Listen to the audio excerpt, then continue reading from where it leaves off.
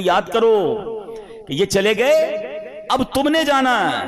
قبرستان جاتے ہیں پھر بھی چہرے پہ ہنسی ہے، پھر بھی انجوائمنٹ ہے، پھر بھی موبائل فون ہے۔ قبر کی کسی کو تدفین ہو رہی ہوتی ہے نا تو باہر وہاں بیٹھ کے سگریٹ پی رہے ہوتے ہیں، گپے لگا رہے ہوتے ہیں، بزنس کی باتیں کر رہے ہوتے ہیں۔ یار قبرستان جا کر تو یاد کر لو کہ کل میری باری آنے والی ہے۔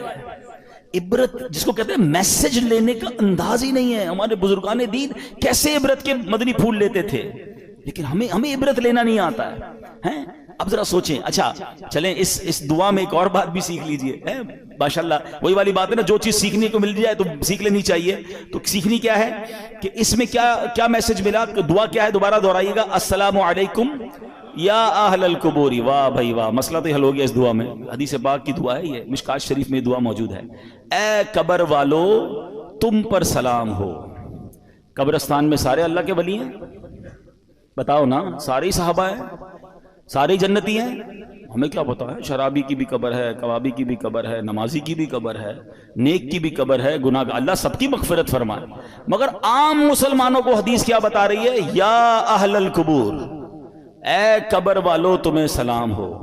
بڑا سمپل سوال ہے، جب قبر والوں کو یا اہل القبور کہنا دعا سے حدیث سے ثابت ہے، ہم ادھر اگر اللہ کے ولی کو یا غوث اعظم کہتے ہیں تو کیا پرابلم ہے، یا رسول اللہ کہتے ہیں تو کیا پرابلم ہے؟ آپ تو گناہ گار کو یا اہل القبور کہنے کی اس دعا میں اجازت ہے، ہم تو اللہ کے نیک بندوں، اولیاء، صحابہ، اہل بیت کو پکارتے، پتہ نہیں کیوں ٹینشن کریٹ کی جاتی ہے۔ تو یہ چلے ایک مسئلہ بھی میں نے کہا عقیدے کا کلیئر کر دوں۔ ایک بڑی پیاری دعا آج میں نے بھی پہلی بار پڑھی، اس میں بھی کوئی حرج نہیں ہے، علم ہر بندہ سیکھ رہا ہوتا ہے۔ اور دعا کیا ہے؟ بسم اللہ الرحمن الرحیم، اللہم رب الاجسادی البالیتی والعظامی النخرتی التی خرجت من الدنیا وہی بکا مؤمنۃ ادخل علیہا روحا من عندک وسلاما منی۔ اب اس کا پہلے ترجمہ سنیے گا، پھر میں اس کی فضیلت بتاتا ہوں۔ اے اللہ، اے گل جانے والے جسموں اور بوسیدہ ہڈیوں کے رب، جو دنیا سے ایمان کی حالت میں رخصت ہوئے تو ان پر اپنی رحمت فرما اور ان کو میرا سلام پہنچا دے۔ اچھا یہ دعا جو ہے، اس کی جو فضیلت ہے شرح الصدور میں ہے کہ جو بندہ قبرستان میں داخل ہو کر یہ دعا پڑھے تو حضرت آدم سے لے کر دعا پڑھنے کے وقت تک جتنے مسلمان فوت ہوئے یہ سب دعا پڑھنے والے کے لیے دعائے مغفرت کریں گے۔ یعنی اربوں مسلمان جو دنیا سے چلے گئے، اس کیونکہ ہم نے سب کے لیے دعا کر دی نا، تو وہ مردے بھی جو دنیا سے چلے گئے، پردہ فرما گئے، وہ ہمارے لیے دعا کریں گے۔ تو یہ شرح الصدور بڑی کمال کی کتاب ہے، امام جلال الدین سیوطی شافعی رحمۃ اللہ تعالیٰ نے لکھی، اور انہوں نے اس میں یہ دعا لکھی ہے۔ دیکھیں جہاں ثواب کا موقع ملے، جہاں برکت کا موقع ملے، اسے اچیو کرنا چاہیے۔ فوراً ہی اگر کوئی اسکیم آتی ہے، فلاں بورڈ آتا ہے کہ یار یہاں یہ بار کیا آج کل کہتے ہیں وہ کوڈ یوز کر لو تو آپ کو اتنا % ڈسکاؤنٹ مل جائے گا، بندہ فوراً کوڈ نوٹ کر رہا ہوتا ہے، فوراً پکچر کھینچ لیتا ہے کہ یار یہ والے کوڈ سے یہ والی ویب سائٹ پہ فائدہ ہوگا۔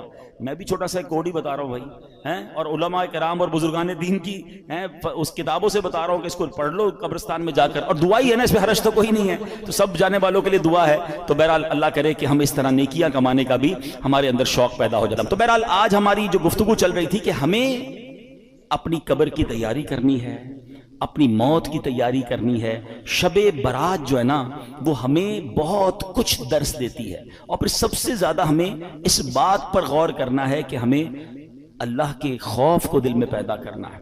حضرت ابو بکر صدیق رضی اللہ، میں آپ کو ان کا واقعہ سناتا ہوں۔ آپ سے بڑا کون سا صحابی ہے؟ آپ سے بڑھ کر کس کے جنتی ہونے میں شک آپ کر سکتے ہیں؟ یعنی آپ تو قطعی جنتی بھی کیسے ہے کہ نبی پاک کی زبان سے جنت کی بشارت سنی، بلکہ کتنی بار بشارت سنی۔ پیارے آقا علیہ السلام نے ایک بار پتہ کیا فرمایا، دیکھیں کیسا پیار ہے۔ ایک بار نبی پاک تشریف لائے صحابہ کرام میں، سیدھے ہاتھ میں صدیق اکبر رضی اللہ تعالیٰ کا ہاتھ ہے، بائیں ہاتھ میں حضرت عمر فاروق کا ہاتھ ہے، اور تشریف لائے اور آ کر فرماتے ہیں آج دیکھ لو جیسے آج آئے ہیں محشر کے دن بھی ایسے ہی آئیں گے۔ کیا ساتھ ہے۔ اچھا پھر ایک اور ایمان افروز بات بتاؤں، چلیں یہ بھی بہت سیکھنے کو ملے گا آپ کو۔ ہم انسان کی قبرستان جاتے ہو نا، ایک جملہ سنا ہوگا آپ نے، پہنچی وہیں پہ خاک جہاں کا خمیر تھا۔ یہ محاورہ سنا ہے نا، یہ صحیح محاورہ ہے۔ بندہ دفن وہیں ہوتا ہے جہاں کی اس کی مٹی ہوتی ہے۔ روایتوں میں آتا ہے کہ ہمیں جب بنایا گیا نا، مٹی سے بنے نا، انسان کو اسی مٹی سے بنایا جاتا ہے جس مٹی میں اس کی تدفین ہونی ہے۔ آپ کے ساتھ کئی بار ایسا ہوا ہوگا۔ پھر ایک مجھے ہمارے اسی طرح کے دوست یاد آ گئے، تھوڑے دنوں پرانی بات ہے، کافی عرصے سے وہ کینیڈا میں رہتے تھے، بڑے بیمار تھے، بڑے مسائل ان کے چل رہے تھے۔ ان کو کہا گیا کہ یار آپ تھوڑے دنوں کے لیے پاکستان بھی آ جائیں۔ وہ پاکستان آئے اور آتے ہی دوسرے دن ان کا انتقال ہو گیا۔ تو سب کہتے تھے یار ان کی مٹی یہاں کی لکھی ہوئی تھی۔ ایسا ہی نا، ایسا آپ کے ساتھ سنا ہوگا، بندہ کہیں جاتا ہے اس کا انتقال ہو جاتا ہے۔ اب یہ بات تو طے ہو گئی، اب ذرا ایمان افروز بات سنیں، صدیق اکبر اور حضرت عمر فاروق کی قسمت پر ہماری جان قربان۔ کہاں پر روزہ ہے ان کا؟ کس کے ساتھ ہے؟ سنہری جالیوں کے پیچھے ہے نا۔ علماء کہتے ہیں جس مٹی سے نبی پاک کو بنایا گیا نا، اسی مبارک مٹی سے حضرت ابوبکر صدیق اور حضرت عمر کی تخلیق ہوئی تھی۔ ان کو تو اس وقت چن لیا گیا تھا، اور وہیں جبھی تو دیکھیں نا روضہ رسول میں پیارے آقا کے محبتوں کا صلہ ایسے کون دیتا ہے، سنہری جالیوں میں یار غار آپ سے ہیں، نبی پاک کے ساتھ جلوہ فرمائے۔ تو حضرت ابوبکر صدیق اس قدر بڑا مرتبہ، مگر خوف خدا دیکھو یار، ہم گناہوں سے بھرے ہوئے صبح و شام گناہ کریں اور شرم نہیں آتی، قبر یاد نہیں آتی، اللہ کی بارگاہ میں پیش ہونا یاد نہیں آتا۔ صدیق اکبر کو دیکھیں، فرماتے ہیں کہ آپ نے ایک دن بیٹھے ہوئے تھے، آخرت کے احوال پر غور و فکر کر رہے تھے، خیالوں ہی خیالوں میں قیامت کا منظر آپ کے سامنے آ رہا تھا کہ کیسے آسمانوں کو لپیٹ لیا جائے گا، کس طرح پہاڑ روئی کے گالوں کی طرح ہوا میں اڑیں گے، ستارے جھڑ جائیں گے، ایسے ہولناک انداز میں قیامت قائم ہوگی، پھر محشر کا میدان، میزان عمل، جنت اور دوزخ کا معاملہ، آپ غور کر رہے پھر اتنا خوف خدا کا غلبہ ہوا کہ آپ نے تڑپ کر کہا کہ کاش میں سبز گھاس ہوتا، مجھے کوئی جانور کھا جاتا، کاش مجھے پیدا ہی نہ کیا جاتا۔ کون کہہ رہا ہے؟ قطعی جنتی جن کی صدقے جنت میں جائیں گے، حضرت صدیق اکبر۔ لیکن اتنا خوف ہوا نا، تو پھر کیا ہوا؟ آیت کریمہ نازل ہوئی سورہ رحمان میں اور آپ یہ آیت پڑھتے ہیں، مگر سے آیت کے شان نزول میں ایک واقعہ یہ لکھا ہے کہ this is the reason why this آیت ریویل، یہ آیت نازل ہوئی وَلِمَنْ خَافَ مَقَامَ رَبِّهِ جَنَّتَانِ، جو اپنے رب کے حضور کھڑے ہونے سے ڈرے اس کے لیے دو جنتیں ہیں۔ یہ جو خوف ہے نا، یہ جو فیئر ہے، یہ جو ڈر ہے، یہ بڑے کام کروا دیتا ہے، سچی توبہ کدھر پہنچا دیتی ہے۔ کتنا بڑا انعام دیا کہ صدیق اکبر رضی اللہ عنہ کا جو یہ خوف تھا جس کی وجہ سے یہ آیت نازل ہوئی، فرمایا آپ کا مقام یہ ہے کہ آپ کے لیے دو جنتیں ہیں۔ رب نے گویا یہ قرآن میں پیغام دے دیا کہ جو اللہ کی بارگاہ پہ کھڑے ہونے سے ڈرے اس کے لیے دو جنتیں ہیں۔ اسی طرح کا ایک اور واقعہ، حضرت عمر فاروق رضی اللہ تعالیٰ کے دور مبارک میں ایک نوجوان تھا، بڑا متقی تھا، بڑا پرہیزگار تھا، لوگ اس کی نوجوان کی عبادت دیکھ کر حیران ہو جاتے تھے۔ وہ نوجوان جب عشاء پڑھ کے گھر کی طرف جاتا تھا نا، تو راستے میں اسے خوبصورت عورت اپنی طرف بلاتی تھی، وہ بڑی نیک طبیعت کا مالک تھا، اس کی طرف توجہ نہیں کرتا تھا اور نکل جاتا تھا۔ ایک دن جب وہ گزرا تو عورت نے اس کو پھر بلایا، اب انسان تھا، شیطان نے اس پر حملہ کیا، وہ بھی اس کی طرف مائل ہو گیا، مگر جیسی عورت کے قریب ہوا نا تو اسے اللہ کریم کا یہ فرمان یاد آیا، ان الذین اتقوا اذا مسهم طائف من الشیطان تذکروا فاذا هم مبصرون، بے شک پرہیزگاروں کو جب شیطان کی طرف سے کوئی خیال آتا ہے تو وہ فوراً حکم خدا یاد کرتے ہیں، پھر اسی وقت ان کی آنکھیں کھل جاتی ہیں۔ اس آیت کریمہ کے یاد آتے ہی اس کے دل پر ایسا اللہ کے خوف کا غلبہ پیدا ہوا کہ خوف الہی سے کانپتے کانپتے وہ بے ہوش ہو گیا۔ جب بڑی دیر ہو گئی گھر نہیں پہنچا تو اس کا بوڑھا باپ ڈھونڈنے نکلا تو دیکھا کہ نوجوان تو راستے میں بے ہوش پڑا ہوا ہے۔ اس کو اٹھایا، اپنے گھر لایا، اس کو جب ہوش آیا تو اس نے پھر اپنے والد کو واقعہ سنایا، واقعہ سناتے سناتے پھر اسے آیت کریمہ یاد آئی، پھر وہ آیت کریمہ اس نے پڑھی تو اس کی زوردار چیخ نکلی اور اس کا دم ہی نکل گیا۔ حضرت عمر فاروق رضی اللہ عنہ کو اس نوجوان کے بارے میں پتہ چلا کہ ایسا نوجوان اتنا خوف خدا والا اور اللہ کے خوف سے اس کا انتقال ہو گیا۔ آپ اس کی قبر پر آئے اور یہ آیت کریمہ پڑھی وَلِمَنْ خَافَ مَقَامَ رَبِّهِ جَنَّتَانِ، جو اپنے رب کے حضور کھڑے ہونے سے ڈرے اس کے لیے دو جنتیں ہیں۔ حضرت عمر فاروق جب یہ آیت پڑھی نا تو قبر میں سے اس نوجوان نے جواب دیا، اے امیر المومنین، میرے رب نے بے شک مجھے دو جنتیں عطا فرما دی ہیں۔ ہاں، جب رب بخشنے پہ آتا ہے نا تو کریم ہی جو ٹھہرا تو کرم کے کیا ٹھکانے، تو نوازنے پہ آئے تو نواز دے زمانے۔ بات یہ ہے کہ اللہ سے دوستی بندہ کر لے، اللہ کا خوف تو دل میں رکھے نا، چھپ چھپ کر گناہ ہو رہے ہیں، اللہ کو ناراض کیا جا رہا ہے، موج مستی ہو رہی ہے، اللہ کی بارگاہ میں پیش ہونے کی فکر ہی نہیں ہے۔ یہ نہ کرو۔ اب تو رمضان آنے والا ہے، اب تو وہ مہینہ آنے والا ہے جس میں ویسے ہی اللہ کریم کی رحمتوں کے دروازے کھل جانے ہیں۔ تو اب سچی توبہ کر لیجئے، اپنے گناہوں سے معافی مانگ لیجئے، اللہ کے قریب ہو جائیے، اور یقین کریں اللہ معافی مانگنے والوں کو بڑا پسند فرماتا ہے، وہ ایسے نوازتا ہے نا، آئے ہے۔ ابھی آپ نے ایک واقعہ سنا، ایک اور واقعہ سناتا ہوں، پھر بیان کمپلیٹ کرتے ہیں۔ ایک کسائی تھا، قصاب، ٹھیک ہے، اور اس کی ایک پڑوس کے اندر ایک خادمہ تھی، کام کرنے والی تھی، وہ اس کو بڑی پسند تھی، اس کی نیت اس کے بارے میں خراب تھی۔ تو ایک دن وہ کہیں جا رہی تھی تو یہ بھی اس کے پیچھے پیچھے ہو لیا۔ جب قریب پہنچا تو وہ خادمہ کہتی کہ دیکھو میرے قریب مت آؤ، دل تو میرا بھی تمہاری طرف مائل ہے، مگر یہ کام جو ہے نا یہ اللہ کو پسند نہیں ہے، اللہ کا خوف کرو، مجھے اللہ سے ڈر لگتا ہے۔ اس نے سوچا کہ جب تم خادمہ ہو کر، ایک غریب عورت ہو کر اللہ سے ڈر رہی ہو، مجھے زیادہ ڈرنا چاہیے۔ اس نے اس عورت کو چھوڑ دیا اللہ کے ڈر سے، کوئی دیکھنے والا نہیں تھا، they were both alone there، مگر اللہ کے خوف سے چھوڑ دیا۔ لیکن اب جب واپس آنے لگا نا تو راستے میں بڑی گرمی تھی، پانی دور دور تک نہیں تھا، پیاس سے نڈھال ہو گیا، اس سے مرنے کے قریب ہو گیا۔ تو ایک اور شخصیت وہاں سے گزرے، کہا آپ کون ہیں؟ کہ میں فلاں نبی کا قاصد ہوں۔ ایک نبی علیہ السلام کے ساتھ رہتے تھے اور ان کے قاصد تھے، پیغام پہنچاتے تھے، وہ بھی پیاسے تھے۔ کہا آپ کا حال کیا؟ کہ میں بھی بالکل پیاسا ہوں۔ کہا چلیں حضور دونوں مل کے دعا کرتے ہیں۔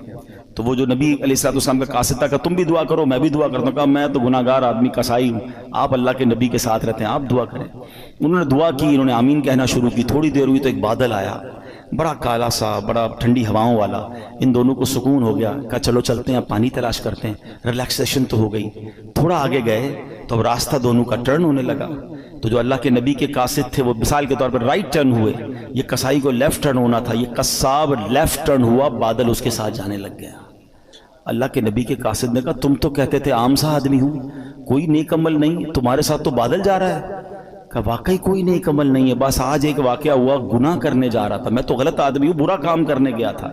ہاں یہ بات ضرور ہے کہ موقع ملا تو اللہ کا خوف آ گیا، میں اس لیے پیچھے آ گیا۔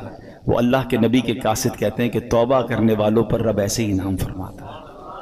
آئے ہائے، ہم گناہ کریں، اسے ناراض کریں اور توبہ کر لیں تو وہ کیسے معاف فرماتا ہے۔ حضرت موسیٰ علیہ السلام کے دور کا ہی واقعہ ہے نا۔ ایک گاؤں میں بارش نہیں ہو رہی تھی، گاؤں والوں نے کہا کہ چلو مل کے دعا کرتے ہیں۔ حضرت موسیٰ بھی ہیں، کلیم اللہ بھی ساتھ ہے، 70,000 لوگ جمع ہو گئے، دعا شروع ہوئی، حضرت موسیٰ دعا کرا رہے ہیں، ایوری بڈی ایکسپیکٹنگ کہ اللہ کے نبی ساتھ ہے، کلیم اللہ ہے، بارش تو ہونی ہے، اتنا بڑا مجمع ہے۔ نو رین، نو کلاؤڈ، بالکل کلین اسکائی۔ حضرت موسیٰ نے کہا یا اللہ میں دعا کر رہا ہوں، اتنے لوگ آمین کہہ رہے ہیں، بارش نہیں ہو رہی۔ فرمایا موسیٰ اس پورے مجمع میں ایک بندہ ہے جو پچھلے 40 سال سے مجھے ناراض کر رہا ہے، جب تک وہ بندہ اس مجمع میں ہے نا بارش نہیں ہونی۔ تو حضرت موسیٰ نے کہا کہ یا اللہ میں اس بندے تک کیسے یہ بات پہنچاؤں؟ کہ تو کھڑے ہو کر اعلان کر، تیرا کام آواز لگانا پہنچانا میری ذمہ داری ہے۔ حضرت موسیٰ کھڑے ہو گئے، آپ نے کروایا اے وہ شخص جو 40 سال سے اللہ کی نافرمانی کر رہا ہے، تیری وجہ سے بارش نہیں ہو رہی، تو نکل جائے اس مجمع سے۔ اب وہ بندہ تو تھا اس کے اندر، اب وہ کبھی دائیں دیکھے کبھی بائیں دیکھے کہ شاید کوئی کھڑا ہو جائے گا، شاید کوئی نکلے گا، کوئی نہیں نکلا۔ وہ سمجھ گیا بات میری ہو رہی ہے۔ اب وہ سوچنے لگا کہ میں کھڑا ہو گیا تو پورے شہر کو پتہ چل جائے گا کہ میں ہی وہ گناہ گار ہوں۔ اس نے پتہ کیا کیا، چادر اوڑھی اور اللہ کی بارگاہ میں کہتا یا اللہ آج ذلیل ہونے سے بچا لے، میں ہی وہ شخص ہوں، مانتا ہوں میں نے بڑے گناہ کیے، مگر مولا آج میں ذلیل ہو جاؤں گا۔ لاجیکلی بتاؤ اس کا ذلیل ہونا بنتا تھا کہ نہیں؟ کہ جس بندے کی گناہ کی وجہ سے بارش نہیں ہو رہی اس کو تو کھڑا کر کے سب کو بتانا بنتا تھا نا۔ ہمارے ساتھ کوئی غلط کرے ہم کہتے ہیں یہ وہ آدمی ہے، اس نے میرے ساتھ کیا، اچھا تھوڑا سا مسئلہ کرے ہم زیادہ اس کو ذلیل کرتے ہیں، مگر میرے کریم کے کرم نوازی دیکھو، وہ عیب چھپاتا کیسے ہے۔ وہ بندہ کہتا ہے مولا آج بچا لے۔ تھوڑی دیر ہوئی تو بادل آئے اور بارش برسنا شروع ہو گئی۔ حضرت موسیٰ کہتے ہیں یا اللہ بندہ تو کوئی نہیں نکلا، بارش کیسے ہو گئی؟ اللہ فرماتا ہے اے موسیٰ اس بندے نے مجھ سے دوستی کر لی ہے۔ حضرت موسیٰ کہتے ہیں یا اللہ بندہ تو دکھا دے، اب تو ملا دے تیرا دوست کون ہے۔ آئے ہائے، پتہ ہے کیا فرمایا رب نے؟ فرمایا موسیٰ جب وہ میرا نافرمان تھا تب میں نے اسے ظاہر نہیں کیا، اب تو میرا دوست بن گیا، میں تجھے کیسے ظاہر کر دوں؟ یہ ہے میرا رب۔ کاش مجھے اور آپ کو سمجھ آ جائے، دنیا والوں کو میرا ایک ایپ پتہ چل جائے تو واٹس ایپ گروپ میں چلتے ہیں وہ میسج، سوشل میڈیا پہ چلتے ہیں، ویب سائٹوں پر اور اخباروں میں چلتے ہیں، مزے لیتے ہیں لوگ ہمارے ایپ کے۔ ارے دنیا کو تو پتہ ہی کچھ نہیں ہے جو میرے رب کو پتا ہے. بچپن سے نافرمانیاں کر رہا ہوں, بچپن سے اسے ناراض کر رہا ہوں, چھپ چھپ کے گناہ کر رہا ہوں, وہ سب جانتا ہے. مگر کیسا کریم ہے, صرف چھپا نہیں رہا. وہ صرف چھپاتا تھا وہ بھی بڑی مہربانی تھی, وہ عزتیں بھی دے رہا ہے, وہ نعمتیں بھی دے رہا ہے, وہ مجھے کھلا بھی رہا ہے, وہ مجھے بڑا بھی کر رہا ہے, مجھے رزق بھی دے رہا ہے, مجھے میری فیملی کا سکھ بھی دے رہا ہے, مجھے دولت بھی دے رہا ہے, کیونکہ دے تو وہی رہا ہے نا. اس کو سب پتا ہے, وہ پھر بھی دے رہا ہے. اس کو سب پتا ہے, پھر بھی ہم اس سے دوستی نہیں کرتے, پھر بھی ہم اس کو راضی نہیں کرتے. کب تک اسے ناراض کرو گے بھائی؟ آج کر لو توبہ, آج کر لو اس سے دوستی. وہ شاعر کہتے ہیں نا, تجھے تو خبر ہے میں کتنا برا ہوں, تجھے تو خبر ہے میں کتنا برا ہوں, تو عیبوں کو میرے چھپایا الہی, تو عیبوں کو میرے چھپایا الہی. تو آج سچی توبہ کر لے, چھوڑ دے گناہ.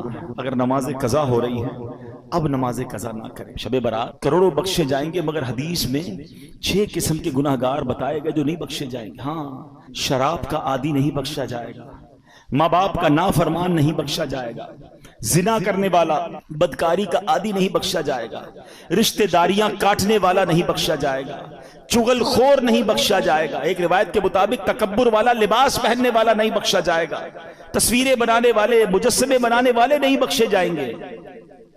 خدا را آج توبہ کر لیجئے, راضی کر لیجئے اللہ کو. اگر یہ گناہ ہو بھی گئے نا تو بڑا کریم ہے, توبہ کریں اور نیت کریں کہ آج کے بعد ہماری کوئی نماز قضا نہیں ہوگی.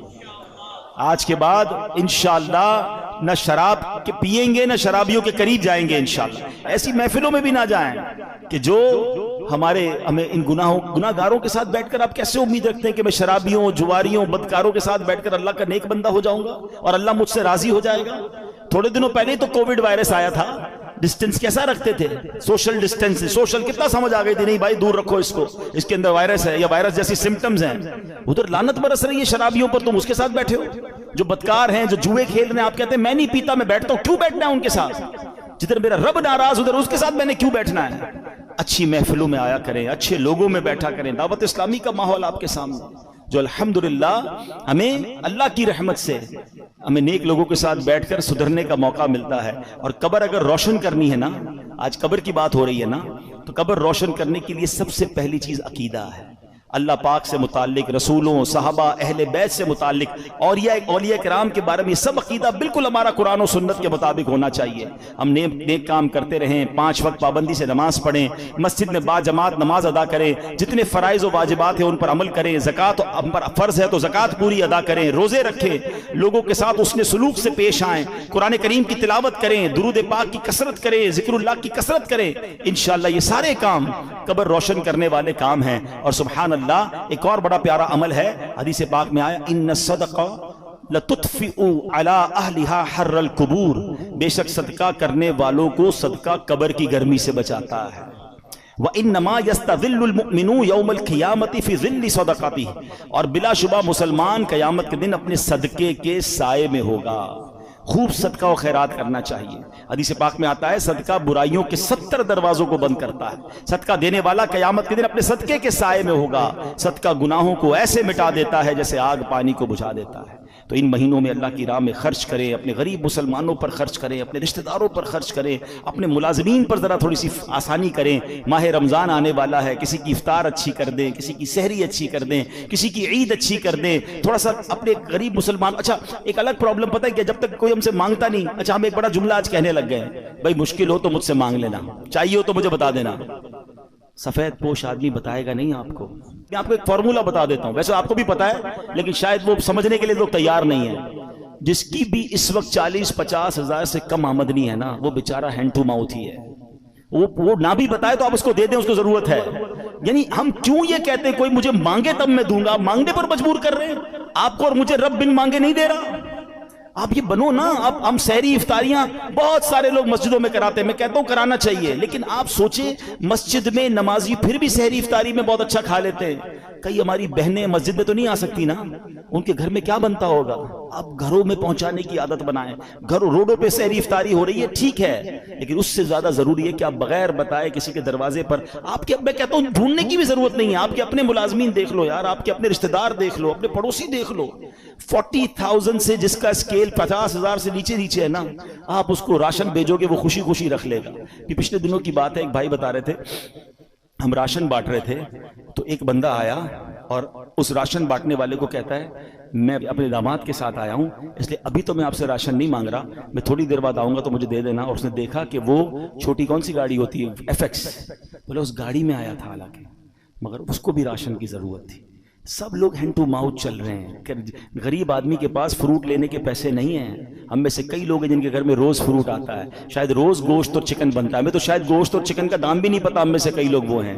مگر پوچھیں نا غریب آدمی سے، ہفتہ ہفتہ گزر جاتا ہے، اس کے گھر میں بھی روزہ ہو رہا ہے، اس کے گھر میں بھی افطار ہو رہی ہے. یہ وقت ہے جنت کمانے کا، یہ وقت ہے نیکیاں کمانے کا. آپ ایسے گھروں میں آپ لفافہ بنا کے پیسے بھجوا دیں، کوئی مسئلہ نہیں، 15-20 ہزار روپے بھجوائیں گے وہ آپ زکوٰۃ نہیں تحفہ کہہ کے بھیج دیں، لیکن انشاءاللہ آپ دیکھیں گے چہروں پہ مسکراہٹیں آئیں گی، لوگوں کی عید اچھی ہوگی، لوگوں کی رمضان اچھی ہوگی. یہ وقت ہے اور یہ صدقہ ہماری قبر کو روشن کرے گا. ہمیں انشاءاللہ ان دکھیارے مسلمانوں کی مدد کریں گے، نہ جانے ہمارے کتنے غم دور ہو جائیں گے. اور پھر ایک اور پرابلم، ہم جو بچ جاتا ہے وہ کیوں بانٹتے ہیں؟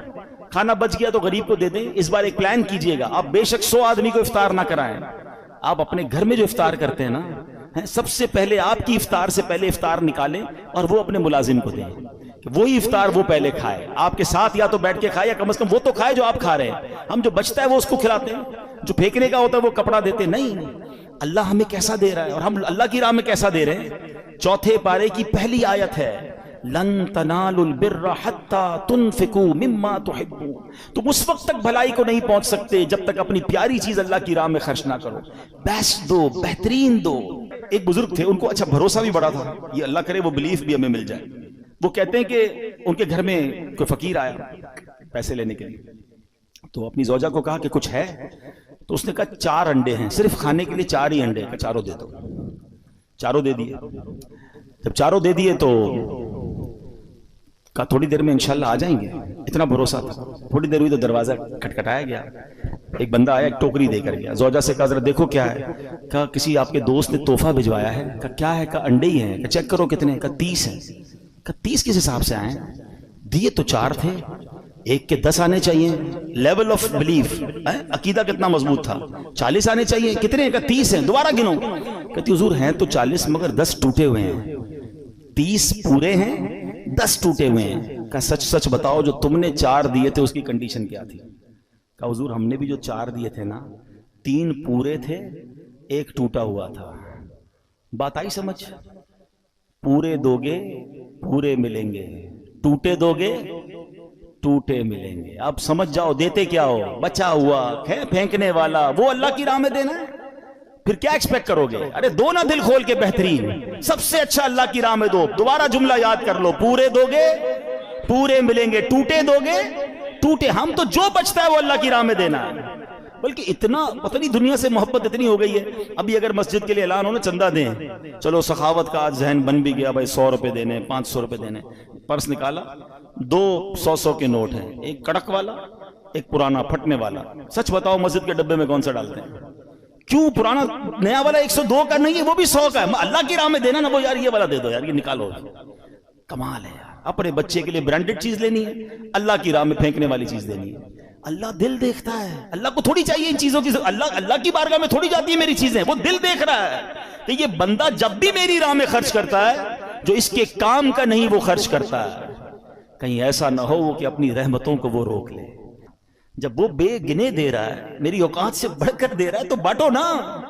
بھائی زکات پوری ہو گئی، بھائی ہم نے حساب کر لیا اب اور نہیں دینے. ارے بھائی نیکی کا کام ہے، دے دو کوئی بات نہیں، اللہ بھی تو دے رہا ہے. زکات سے اوپر دینا منع تو نہیں ہے، صدقہ دینا منع تو نہیں ہے، تو خرچ کیا کریں. اللہ پاک ہمیں عمل کرنے کی توفیق عطا فرمائے. رب کریم ہم سب کی مغفرت فرمائے، ہمارے گناہوں کو معاف فرمائے، ہمارے ماں باپ کو بخش دے. بس اللہ سے یہ دعا ہے ہمیں درازی عمر